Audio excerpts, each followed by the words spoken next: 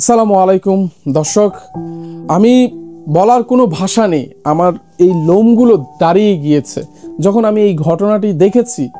এতটা বেশি চিন্তা করেছি, এতটা বেশি ইমোশনাল হয়ে গেছি যে আমি কি আসলেই ভিডিও বানাবো কিনা। বিশ্বাস করেন, গত দুদিন আগে এই ঘটনাটি ঘটেছে। ফেসবুকে বারবার ঘুরতেছে, বিভিন্ন জায়গায় ঘুরতেছে। আমি এটার ভাষা খুঁজে পাচ্ছি না যে আমি কিভাবে বলবো, শুরু করব। কিন্তু কোরআনের একটি কথা বলতে চাই। আল্লাহ বলেছেন যে ছেলে সন্তানের জন্য দোয়া করো বেশি বেশি, যাতে করে নেককার সৎ যেন তোমার সন্তানেরা হয়। আজকে এই বাবা মারা যারা বেশি মডার্ন করতে চান, বেশি উচ্চ শিক্ষিত এবং উচ্চ লেভেলে নিতে চান, এই তারপরে নিতে হবে। আপনারা বলবেন আমার সন্তান এমন না, এমন হবে না। আরে ভাই, ভবিষ্যতে কার সন্তান কেমন হবে একমাত্র শুধুমাত্র আল্লাহই জানেন। কারণ ভবিষ্যৎবাণী কোনো ব্যক্তি নয়, শুধুমাত্র আল্লাহই জানেন যে এর ভবিষ্যৎ কি হবে।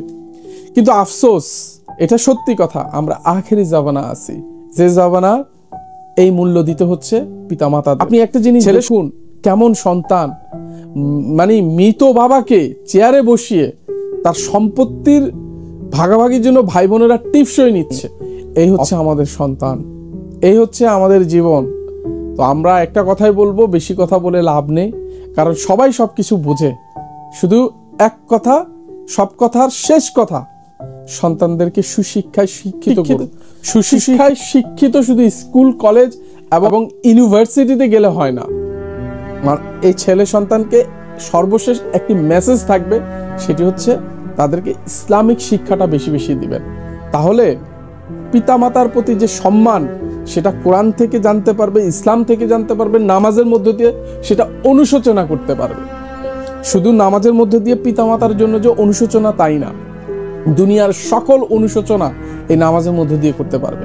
তো অতএব আপনার ছেলে সন্তানকে শুধুমাত্র এই দুনিয়ার লোভের জন্য,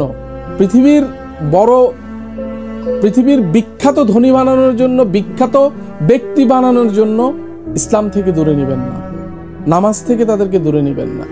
এখন থেকে যদি সঠিক লালন পালন করতে হয় সন্তানকে, অবশ্যই সর্বপ্রথম নামাজের জন্য আপনি তাকে তাগিদ দেন, নামাজের জন্য তাকে প্রেসার করুন।